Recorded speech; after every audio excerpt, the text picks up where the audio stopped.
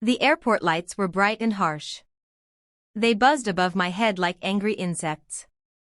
My baby pressed her tiny fists against my shirt and whimpered softly. I held her close even though my arms were shaking from tiredness. I had not slept for 2 days. I had not eaten properly for 3 days. My ticket home had been cancelled at the last minute after the airline made a mistake. I had no money left on my card. I had been stuck in the terminal for hours, wandering from one counter to another like a ghost no one wanted to see. "Please," I whispered to one airline worker. I held my baby so they could see her small, flushed face. "We just need to get on standby." "Anything." "She hasn't stopped crying." The worker did not even look up. "Flights are full." "Next," they said. I sat on the cold floor, back against the wall, rocking my daughter gently while people rushed past. Families laughed. Couples held hands. Travelers grumbled about delays. Nobody looked at me. To them I was not a mother desperate for help. I was just clutter on the floor. Then I saw them. My parents. My heart leapt. Maybe, just maybe, they had come for me. My father walked out of the terminal with his shoulders back, carrying one of the big pink suitcases that belonged to my younger sister, Emily. My mother pushed a cart stacked high with bags. And there was Emily herself, fresh from her trip, sunglasses perched on her head like she was a celebrity, scrolling through her phone without a care. I stood up quickly, clutching my baby tighter, hope flooding me. "Mom, Dad," I called out, my voice breaking. "Please, I'm stuck here. I can't get a flight. I need help." They turned. For a second, I thought I saw recognition in their eyes. But then Dad sneered. "Don't start this here," he muttered, gripping Emily's suitcase tighter. Mom's face hardened like stone. "She has a flight to catch. You don't matter right now." Emily smirked behind her sunglasses, adjusting her designer jacket. "Seriously, you're still here? Pathetic." I felt my knees weaken. My baby whimpered louder, and I kissed her head, trying to steady my voice. "Please, just hold her for a second so I can go to the desk again. Please, just help me this once." Dad shook his head and stepped past me. "You chose this life. Don't make us carry your baggage, too." He patted Emily's suitcase with a smirk. "This is the baggage that matters." The words hit harder than any slap ever could. Mom brushed by me like I was invisible, muttering under her breath, "Always begging, always a burden." And just like that, they were gone, their laughter trailing behind them as they disappeared into the crowd. I sank to the floor again, tears streaming silently, rocking my baby as she cried against me. My chest burned with humiliation. People walking past whispered. Some shook their heads. Some even filmed with their phones. I did not have the energy to tell them to stop. Hours stretched. Every gate announcement felt like a door slamming in my face. My baby finally drifted to sleep against me, and I stared at her tiny features, my heart aching with guilt and rage. She deserved warmth, safety, love, not a mother stranded on a cold airport floor, abandoned by the very people who were supposed to protect us both. But sitting there, crushed and humiliated, I realized something. They thought they had erased me. They thought they could step over me like trash, that Emily's luggage mattered more than my child's life. They had no idea I was done begging. Something shifted inside me, sharper than the buzzing lights, colder than the tiled floor. This wasn't just neglect. It was a public declaration that I didn't matter. And I decided then and there, holding my baby close, that I would rise. They wanted me stranded? Fine. But when I rose again, I would make sure they were the ones with nowhere to go. I didn't sleep that night. I couldn't. My baby stirred in my arms every time an announcement blared over the intercom. Her small face scrunched at the noise, her little fists clinging to my shirt like she was afraid I would vanish too. I kissed her forehead again and again, whispering, "I'm here. I promise I'm here." Every time I closed my eyes, I saw them. My dad sneering as he carried Emily's pink suitcase. My mom's cold face turning away. Emily smirking like I was dirt under her shoe. The words repeated like a curse, "She has a flight to catch. You don't matter." I had always known they favored her. But this wasn't favoritism anymore. This was erasure. The next morning, I dragged myself to another airline desk, begging again. "Please, any seat, even the jump seat. I have an infant." The woman barely glanced at me. "We don't prioritize people who aren't booked," she said flatly, waving the next passenger forward. My baby whimpered, and I rocked her as I limped back to the corner of the terminal where the other stranded travelers slept. A man handed me a bottle of water and said softly, "You okay?" I nodded weakly, even though the answer was no. By noon, my phone buzzed. A message from my mother: "Don't embarrass us at the airport again. Emily has enough stress without you causing a scene." I stared at the screen, hands trembling. I typed back, "I had nowhere to go. The baby is hungry. I need help."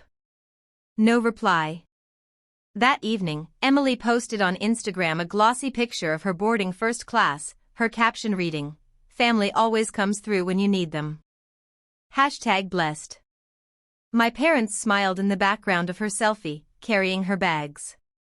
My stomach twisted so violently I thought I would vomit.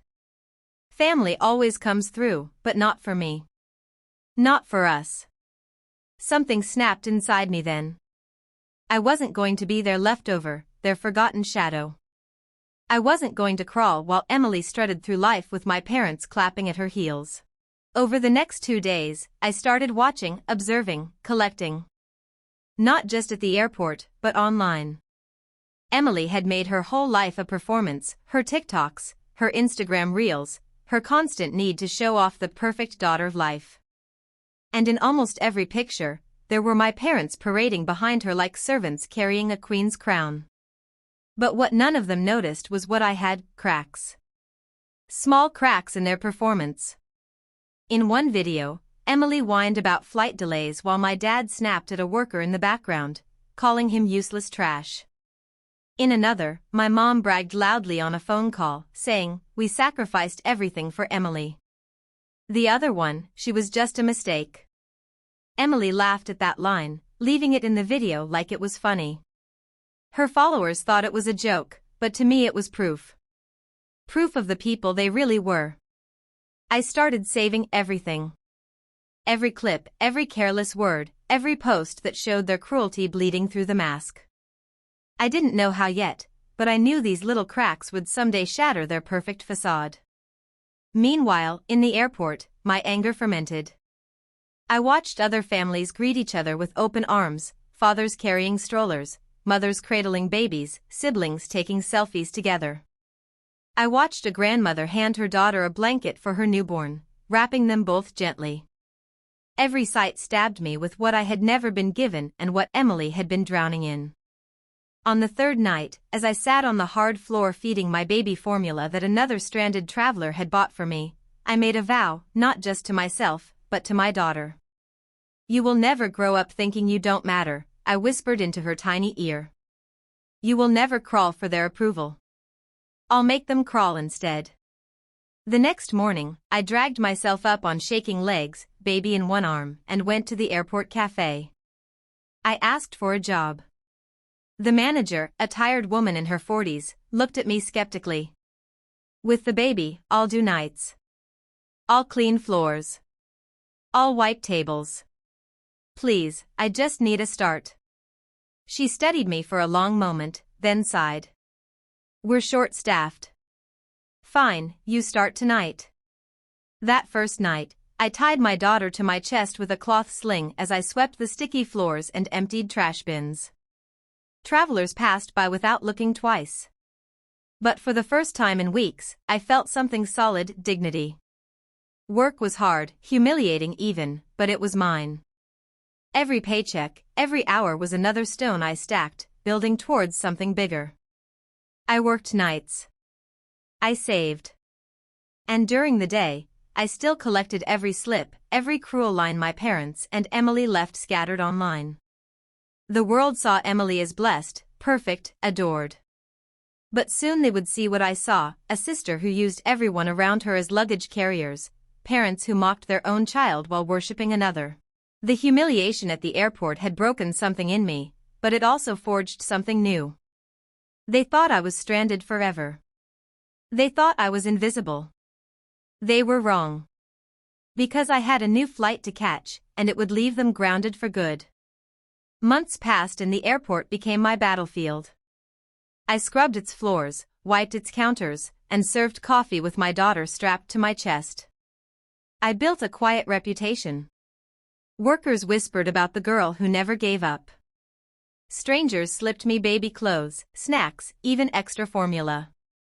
I never asked, but kindness trickled in where cruelty had abandoned me.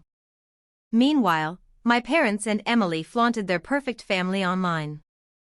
Every trip, every shopping spree, every smug caption, family first. Loyalty always wins. Their words twisted like knives in my gut, but I let the anger harden into focus. Because I had a plan now. One evening while cleaning the cafe tables, I overheard two flight attendants gossiping about Emily. "That's the girl with the influencer account, right? The one who filmed that staff meltdown last week." The other rolled her eyes. "Yeah, always making content at the expense of workers. Management's sick of her." That was the opening I needed.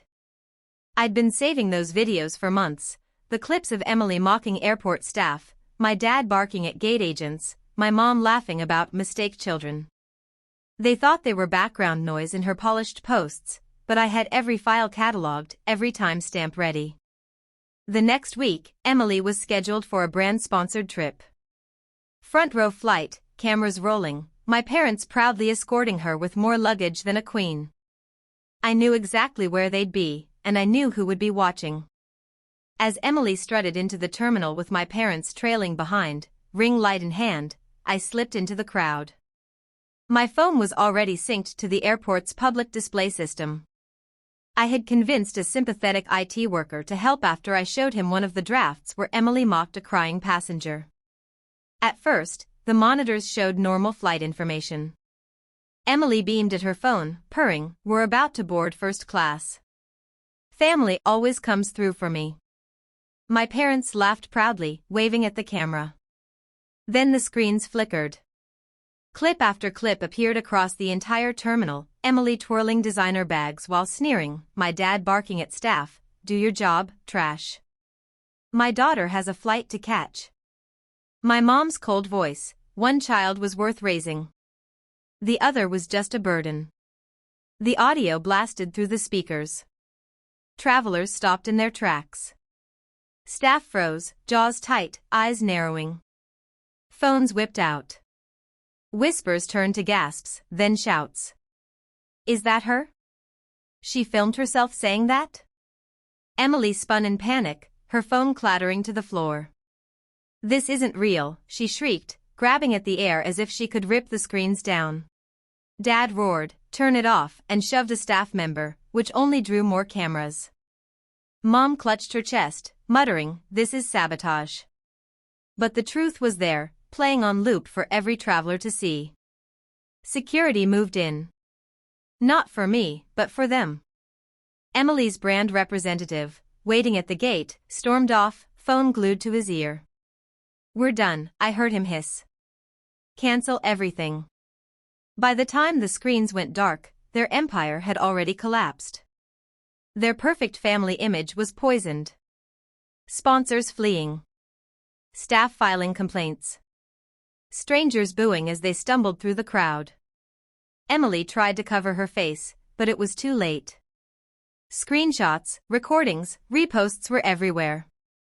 I stepped forward, my baby on my hip, and for the first time in my life, they looked at me, not with superiority, but with fear. "You walked past me when I begged," I said softly, loud enough for them and the crowd to hear.